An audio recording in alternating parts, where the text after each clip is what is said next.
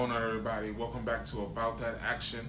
I'm Maurice Williams, and I spent nearly 20 years working in juvenile justice, from direct care to supervision on facility and operations. On this channel, I give real insight into what it takes to work with young people in juvenile corrections, support staff, maintain safety, and still keep rehabilitation at the center of our work. Today's video is a part of my series, Tools That Help Me Survive Juvenile Corrections. I'm breaking down seven everyday tools that help you stay prepared, help you stay organized, comfortable, and professional during a long shift. Some of these tools are simple, but when you work in a fast-paced environment, the small things can make a big difference in how you go throughout your day. Before we begin, remember that every facility has different rules. Always follow your agency's policies and carry your items that's only approved at your facility and your position. These are tools that are not going to replace the proper training or your judgment, teamwork, or professionalism. They simply help us stay ready for demands of the shift, or demands of the job. Let's get into it. The first tool is a small notebook like this. Now, this may be one of the simplest items, but it's also one of the most useful. And I usually get a little smaller. During the shift, you may have several things that's happening at the same time. A youth may ask to speak to their case manager, may speak to their lawyer. Another youth may need hygiene supplies. A unit may need hygiene supplies. A supervisor may give you an assignment that needs to be complete later. And if you may need to remember that in an appointment, a movement, a phone call, a follow-up conversation, or something of that nature that needs to be communicated during the next shift or the next briefing.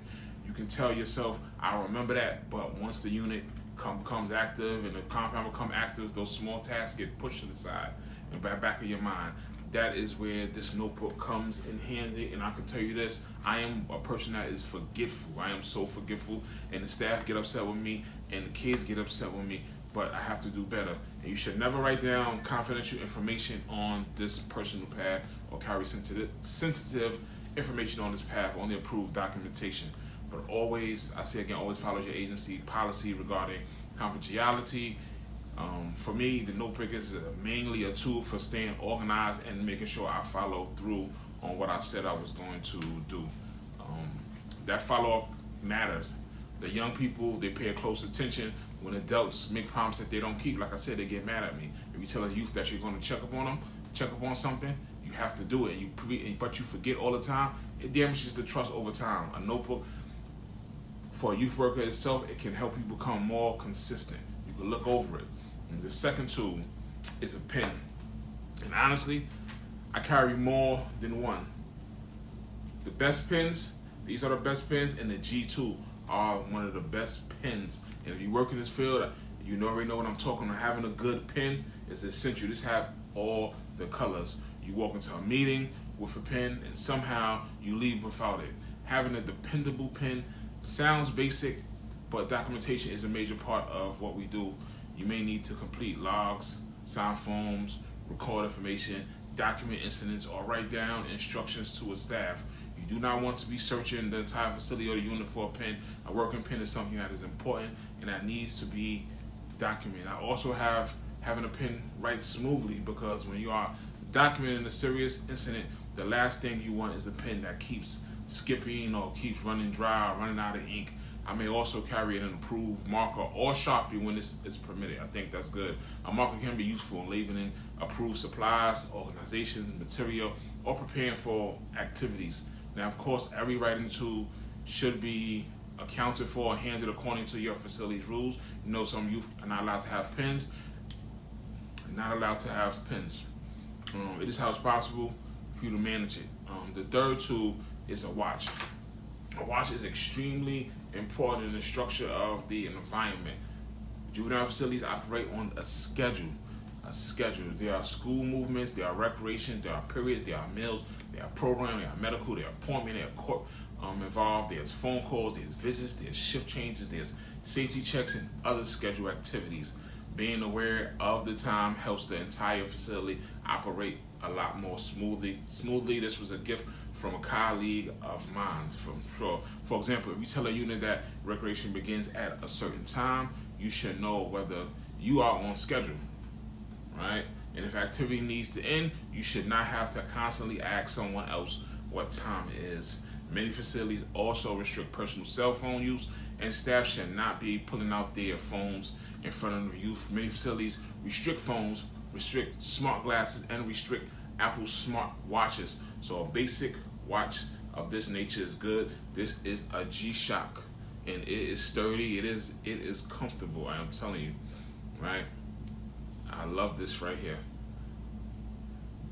All right. Again, depending on your facility, certain smart devices may not be permitted. Right. Choose something that follows your policy and works for the realities of your assignment and your position. The fourth tool is the badge holder. Your identification is part of your professional equipment. My badge is in here right now. You may use the badge to enter approved places, identify yourself, complete different responsibility. This is good. It goes on no matter what's happening. It is sturdy. Look at this. Get into an incident, not falling off. You ain't got to worry about your ID falling out. And in some places, your badge is like your key. It gets you in and out of facilities. However, you should never show your access credentials or identification numbers, barcodes, badge, or even give your badge to anyone. You also want to avoid anything that can easily become caught on equipment or create a safety concern. That's why we don't wear the thing around our neck. The kid could grab it, it could hook on something, and just like that, they have your badge, your key to get you in and out of facilities. So this is great. The fifth tool is a small organizer or work pouch. I don't have it with me, but I'm gonna leave the Amazon link at the bottom. You can have pens in there, personal items, hygiene products, or basic supplies. Again, this is according to your facility. Every facility do not allow you to bring it at your facility, but an organizer helps keep approved items together. It's a small pouch, and this should be clear and see-through. I might keep an extra pen in there, a notebook, maybe charging equipment, personal hygiene products, and all approved supplies in that one location. Organization helps you prepare for the next shift. So instead of arriving at work and realizing you forgot this or you forgot that, you can keep your essentials close to you, and you can check them before shift and after shift. But remember, less than anything is more. Sometimes less is more. You don't want to carry so many unnecessary items that your work area becomes cluttered. That's you, or you lose track of what you brought in this facility. Because sometimes it's a safety issue. Only bring items that are permitted. Account for your belongings when you leave. Keep restricted areas free from unnecessary personal items. The goal is to become more organized, not to bring your entire house into work. Now, the sixth tool is a good water bottle. Juvenile's good water bottle. You may spend long periods standing, walking, supervising activities, completing documentation, communicating with youth and staff. I don't have the water bottle on me, but I will going to send you the link to the water bottle I think you should get. In most places, it needs to be see-through, and it needs to be rubber so you don't leave it somewhere and the kid can hit it and use it to assault or hide it. I recommend all approved water bottles that is durable and easy to clean and not made of any prohibited material. Some facilities may or may not restrict glass bottles, metal containers, certain lids, and or designs. So I would check with your agency's facility. The water bottle should also remain in an approved staff area when necessary, not just leaving it around. Hydration may not seem directly connected to juvenile justice, but think about it. When you are tired, dehydrated, hungry, physically uncomfortable, it can become harder to remain patient. And patience is critical when you are working with young people who may already be frustrated, angry, anxious, emotionally overwhelmed. Taking care of yourself helps you show up more effectively for the team. The seventh tool is authorized handcuff key. This is an important piece of equipment for staff members whose duties require them to carry one. The key word is authorized. Not every staff member has the same responsibilities, and no one should carry security-related equipment unless it is permitted by their agency. When I carry a handcuff key, it remains secure and accessible to me and only me, and managed according to the facility policies. I am intentionally not going to demonstrate where I carry it, how restraints operate, or any facility-specific security procedures. Those details should only be addressed through the official agency's training.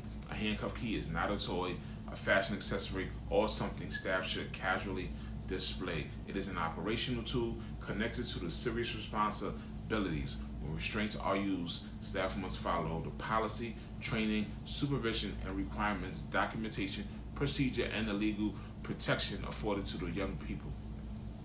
The purpose is never to punish or humiliate the young people. The focus should always be to remain safe, control any immediate situation when necessary, and return the environment to stability as safely as possible. Staff should also understand that possessing a key does not replace proper restraint training. You need to know your agency's approved technique when restraints are permitted, when they must be removed, who needs to be notified, who needs to be contacted, and when documentation is required. You also have to remain aware of the young person's physical and emotionally condition when you handcuffing a youth. And juvenile justice security and rehabilitation have to exist together. Keeping people safe is essential, but the young people in our care must still be treated with dignity. So those are the 7 everyday tools that help me survive working in juvenile corrections. A small notebook, a reliable pen and an approved marker, a watch, a secure badge holder, an organizer, a durable water bottle, and when authorized for your duties, a properly secured handcuff key. But here's the most important point. None of these tools matter if you do not have the right mindset. A notebook will not make you follow through unless you are committed to consistency. A watch will not make you be punctual unless you respect the schedule. A badge holder will not make you professional unless your behavior reflects professionalism. A handcuff key will not make you prepared unless you have completed the required training and understand your responsibilities as a staff. The most important tools in juvenile corrections are still your communication skills, your awareness, your emotional control, your integrity, and your ability to work with a team, and your ability to treat young people like human beings. Physical tools should support those qualities, not replace them. I also want new youth workers to understand that you do not need to purchase everything immediately. Before buying anything, learn your facility's policy, find out what your agency provides. Ask experienced and responsible staff member what is actually useful. Avoid purchasing equipment that you are not authorized to carry. Start with the basics and add items based on your assignment and your real needs. In the next episode of this series, I am going to show you how I stay organized during a juvenile correction shift and explain the habits that help me keep up with tasks, communication, and follow through. Comment below and tell me which everyday tool you rely on the most during your shift. And if you are new to the field, tell me what item you are thinking about adding to your work bag. Subscribe to the channel, follow for more juvenile justice insight, and check out my new youth worker survival guide for more practical lessons about entering this field. Remember, the goal is not just to survive the shift. The goal is to remain prepared, professional, consistent, and focus on helping young people move forward.